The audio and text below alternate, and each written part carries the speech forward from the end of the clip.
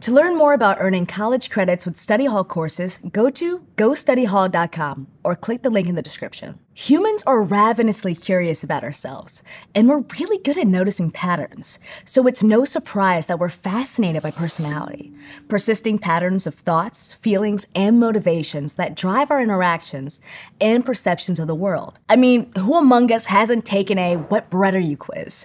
We can laugh about how silly and pseudoscientific they are, but maybe, just a little bit, you do see pieces of yourself reflected in the description of a smart, sensitive baguette, or an adventurous, carefree bagel.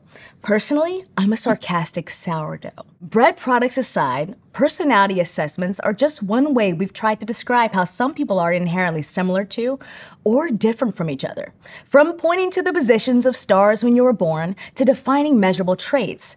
And in the past couple centuries, psychologists have really tried to dig into what factors contribute to personality development. Hi, I'm Deja Fitzgerald, and this is Study Hall, Intro to Psychology.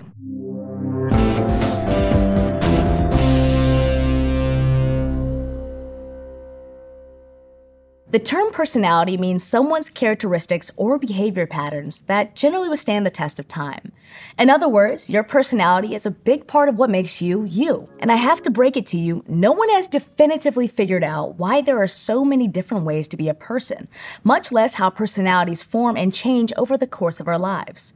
These are still open questions, which is actually kind of exciting. So to help us get a feel for how our understanding of personality has grown and changed over time, we can take a tour through history to meet a few researchers and their theories. But instead of thinking of personality research as an ever-growing linear book, it's more accurate to imagine it like a quilt. Go with me here. This tapestry is made of squares contributed by all different scholars. And like a quilt in progress, people may rip stitches, sew over frayed spots, or decide to add a whole new section as our understanding of personality grows over time. Not to mention, there are plenty of cultures that formal institutions have marginalized. They have their quilt squares ready to go, but their contributions haven't been recognized in psychology research until fairly recently, if at all. The Austrian neurologist Sigmund Freud is generally considered to be one of the first scholars to conduct, document, and disseminate personality research, at least in Europe and the United States. But his legacy is really complicated. See, Freud's ideas from the late 1800s and early 1900s have seeped into all kinds of pop culture and non-psychology classes. So it can be tricky to separate the facts from the fiction, especially when it comes to personality. This doesn't mean that we should dismiss his work altogether, but we shouldn't put his ideas up on a pedestal either. One of the ideas that Freud helped popularize was the unconscious mind. The concept that every person has instincts, desires, or repressed memories that we aren't necessarily aware of. Freud had a lot to say about the unconscious, but the model that became part of our metaphorical quilt says that things we don't actively think about still drive our behavior. Specifically, Freud proposed that there are three main contributors to every human's personality: the id, superego, and ego. The id, or the unconscious mind, is driven by impulse and drawn towards pleasure. For Freud, the id was the driving factor of personality development in early childhood, because babies are all about instinct and satisfying needs ASAP. And I guess this sticks with us because when I need a nap, I need it now. The superego, on the other hand, is guided by a moral system or ideal set of behaviors. It's kind of like a little voice reminding you about the responsibilities of being an upstanding member of society. Your own personal Leslie Knope. Then there's the ego, which helps us make choices in the real world, while also balancing the conflict between the id and superego. So Freud started making the quilt of personality research, and since then, researchers have been hard at work building upon or debunking Freud's models, and modifying, removing, and adding squares on the quilt. But before I get to modern research, we should talk about a group of scholars known as the Neo-Freudians. In the 1900s, they were asking similar questions about what underpins personality. Freud wrote hundreds of letters back and forth with one notable Neo-Freudian, the Swiss psychiatrist Carl Jung. They collaborated on ideas about personality, at least until they disagreed and had a dramatic friend breakup that they both blamed their mothers for. Jung was on board with the idea of the unconscious mind, but he broke it into two parts. He believed there was a personal unconscious, which is basically everything Freud thought about instincts or repressed memories. But he also believed that there was a collective unconscious, a shared set of ancestral memories that every human can draw from. This is similar to beliefs that many indigenous cultures had long before Jung ever thought about it. And they continue to have these beliefs today. But according to Jung's theory, the collective unconscious was the source of archetypes, or inherited tendencies and patterns that humans fall into. Jung and those who continued his work defined a variety of archetypes like the self, the hero, the shadow, or the persona. For example, the persona is the public face that we adopt. It combines what's expected of us in our culture with our truer selves from the collective unconscious. Kind of like how I have the personality of a 6-foot-tall person, even though I'm 5'1" and a half. The half counts. Another Neo-Freudian, but not one of Freud's pen pals, was the German-American developmental psychologist Erik Erikson. His parents were clearly feeling very creative when they named him. He was also on board with unconscious influences on personality, but he disagreed about when and how personality started to take shape. Specifically, Freud was known for his psychosexual theory of human development, which revolved around the unconscious urges of the id in childhood, especially before age 5. The psychosexual theory involves a lot of Freud's now super debunked ideas, like how the way you're potty trained could lead to an anal retentive or controlling personality because of psychosexual butt stuff. We still use the word anal to describe uptight people though, so are you happy, Freud? We let you keep that one. Erikson proposed an alternative idea, a psychosocial theory of human development, which said that people develop their personalities over their entire lifetimes, not just early childhood. Specifically, he suggested that every person encounters the same 8 or so personality-defining moments, which he called crises throughout their lives.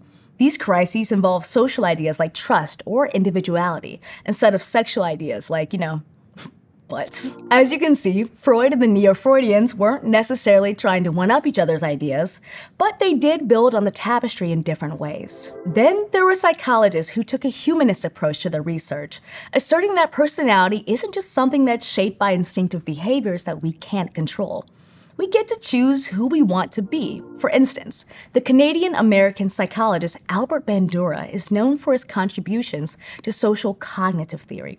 The main idea is that our personality is shaped over time by our thinking mind and from the social environment around us. Bandura and others believe that we choose some elements of our personality consciously, like when you're a teenager rebelling against any way you act like your parents. But we also construct our personalities unconsciously, because the people around us model a wide range of personalities. This theory framed personality with a new set of assumptions and considerations, and added a totally new section to our quilt. Rather than theorizing about how personality develops, other researchers have moved towards developing personality assessments, surveys that aim to reveal similarities and differences across broad groups of people. Not to be confused with those TikTok filters telling you your biggest red flags. Many of these assessments measure specific personality traits, which are different, nameable categories that tend to be stable over time. You might be hungry right now or grumpy because someone else has a cupcake and you don't, but those feelings are temporary. Personality traits are a bigger part of who you are, like extroversion, for example. Being extroverted means you draw your energy from spending time with other people, while being introverted means you feel energized from alone time or less stimulating activities. And in this field of research, traits aren't an either-or situation. Most people fall between those two extremes, and that's quantifiable. Extroversion is one of the personality traits evaluated by the Big Five, or 5-factor model. The other 4 are openness, conscientiousness, agreeableness, and neuroticism. You can remember them with the acronym OCEAN, or canoe. The Big Five model has been refined by psychologists for decades, including Paul Costa, Robert McCrae, Warren Norman, Louis Goldberg, and many others. Basically, they suggest that these 5 traits are the building blocks of personality in all humans, which is a pretty bold claim, but no bolder than every psychologist before them. Here's the thing though. The Big Five model was developed in the United States and in English, so researchers have to put in the work to see if these personality traits can actually describe humans across different cultures and languages.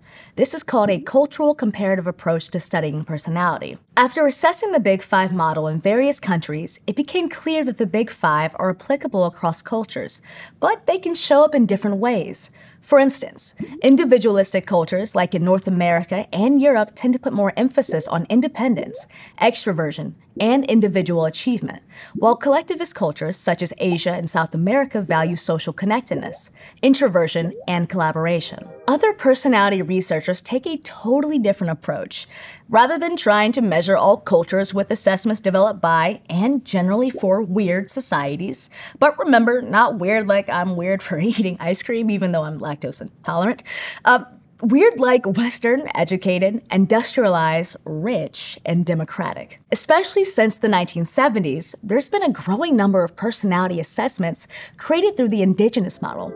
These assessments focus on traits that are important to the humans being surveyed, and they often involve deep research and collaboration with specific communities. Like, there's the Chinese Personality Assessment Index, which measures traits like face, which is how you conduct yourself among others, thanks to ideas like reputation and shame, and ranking, which sort of translates to sociability and charisma. Or there's the Coco-Goab Personality Inventory, which was designed with and for a Southern African community that speaks this dialect of Khoisan click languages.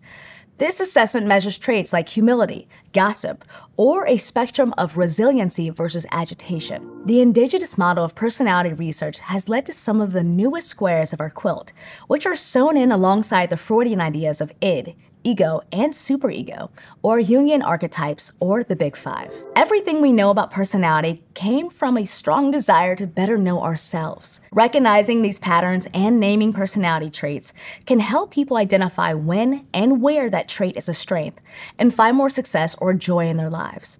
And mental health professionals can use knowledge about personality to help people flourish. Even just taking pop psychology tests and finding out you're an INFP, or an Enneagram 4, or Bagel can help you reinforce things you know about yourself, or suss out why you don't easily see eye to eye with a certain coworker. Because let's face it, humans are different from each other and we have to coexist. And the heart of psychology as a field is to help us know ourselves and others a little bit better. If you're enjoying Study Hall, Intro to Psychology, and are interested in taking an online course and earning college credit, go to gostudyhall.com or click on this button to learn more. Thanks for watching. See you next time.